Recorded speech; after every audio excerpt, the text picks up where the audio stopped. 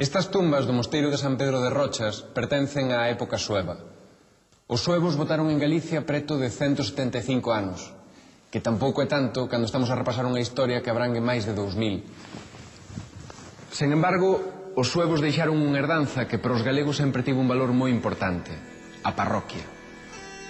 Durante o reinado de Teodomiro, no 572, aprobouse en Braga o parroquial suevo, que dividiu Galicia en dióceses equivalentes ás 6 episcopais de hoxe.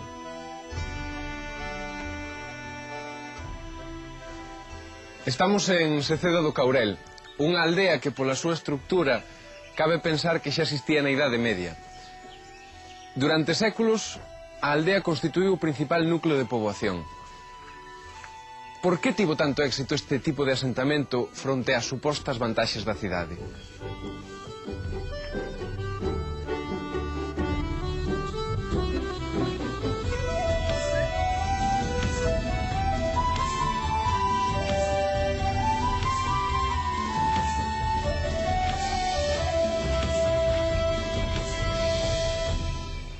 Estes emprazamentos ubicábanse en lugares onde era posible vivir do cultivo da terra e dos recursos do medio natural.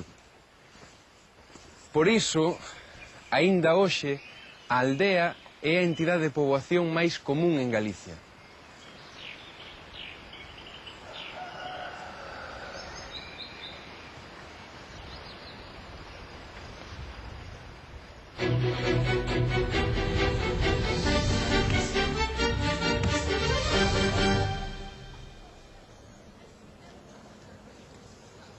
Na nosa próxima historia imos dar un chimpo no tempo para situarnos no ano 1250. Xa vimos que desde que os galegos abandonaron os castros foronse agrupando en pequenos núcleos, nas aldeas.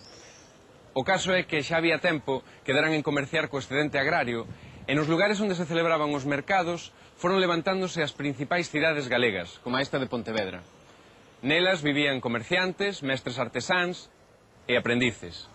Do comercio, de mestres e de aprendices, ímoslles falar nesta historia.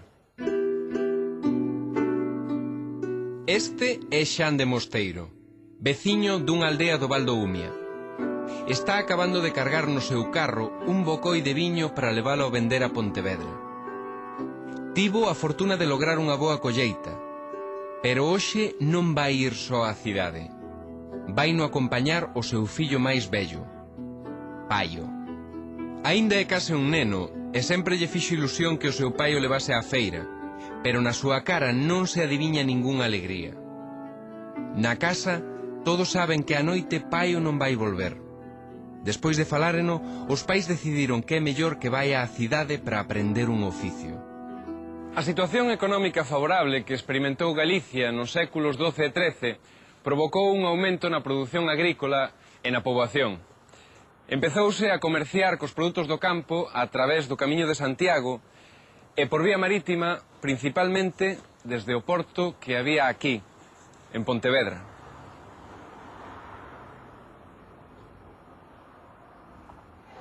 O centro histórico das principais cidades galegas actuais pouco mudou na súa configuración urbana desde aquela cidade medieval na que vivían comerciantes e artesáns. Pero volvamos ao século XIII para saber que foi de Xan de Mosteiro e do seu fillo.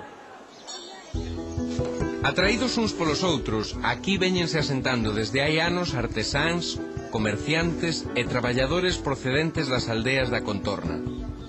A maioría dos produtos está destinada ao mercado interno, pero tamén hai outros, como o viño que acaba de vender Xan de Mosteiro, que van ser embarcados cara a Europa Atlántica, no caso do viño para Inglaterra. Consciente da importancia do comercio do viño, o goberno municipal da cidade ditou diversas ordenanzas proteccionistas do cultivo da vide e do comercio do viño.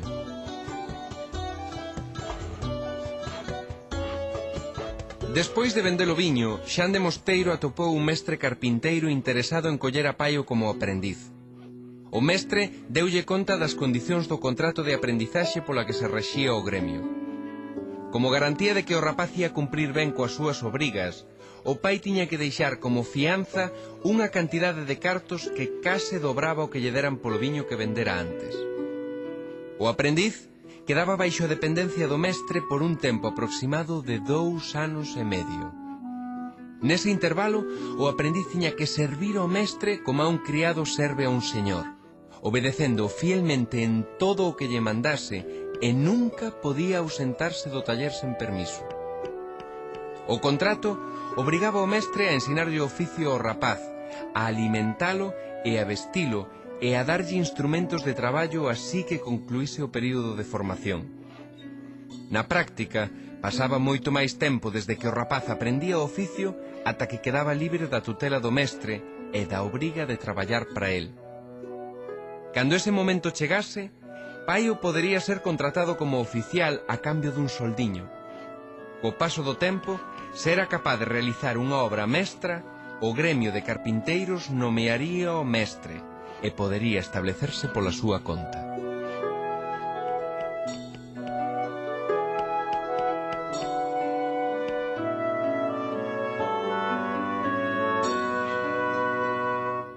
Non deixa de ser curiosa a semellanza que hai entre a dureza de aprender un oficio na Idade Media e certa forma de contratos en prácticas que hai hoxe en día. Do mesmo modo que certa forma de contratación perdurou ata hoxe, nomes como a caldeirería ou a ferrería aínda identifican rúas e prazas das cidades galegas que fan referencia a oficios e gremios agrupados nestes espazos. A silueta e a ordenación daquelas cidades énos moi familiar. Case todas estaban protegidas por unha muralla con varias portas e as torres das igrexas xa sobresaían por enriba dos tellados das casas. Ben, xa sabemos que os castros, ou a esencia deles, chegou ata os nosos días a través das pallozas, que temos parroquias polos suevos, e que as cidades naceron na Idade Media. Que nos queda da cidade medieval? Sei que aínda nos queda algo.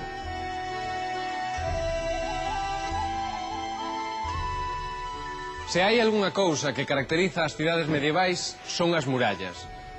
Ourense era a única cidade galega medieval que non tiña murallas, pero sí tiña portas. E a pregunta é, por que eran tan importantes as portas?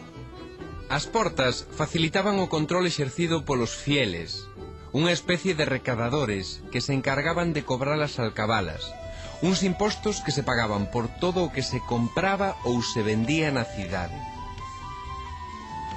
Ademais de servir para defenderse dun eventual perigo, as portas e as murallas delimitaban un espazo xurisdiccional, é dicir, que cada cidade tiña unhas leis propias plasmadas nunhas cartas forais outorgadas polos reis, que regulamentaban aspectos da vida social e económica.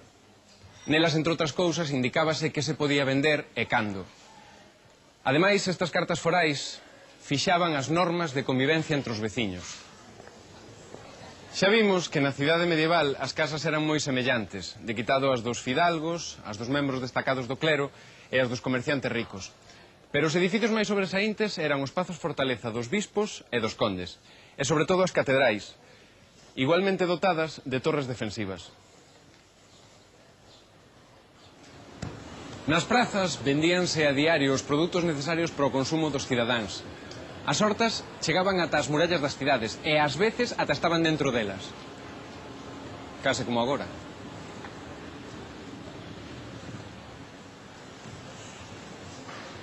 As cidades medievais galegas evolucionaron conforme o ritmo da economía e nutríronse dunha forte inmigración rural.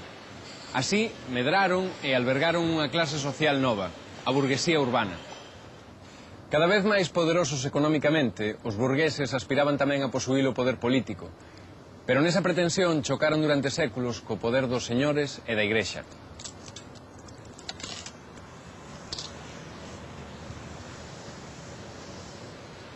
A vista está quen gañou a batalla, pero este é o final da nosa historia. Son as nosas cidades unha mera recreación da cidade medieval? Para termos unha resposta a esta pregunta, imos viaxar ata o século XVIII.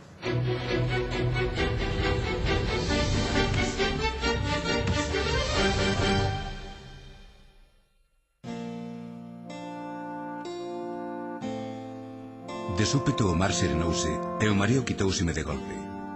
Erguínme e mirei ao redor. Estábamos nunha das paisaxes máis raras que se poidan imaginar. Era un pasadizo longo e estreito, dominado desde ambas as dúas beiras por dúas ameazadoras barreiras de rochas negras. A fendedura natural na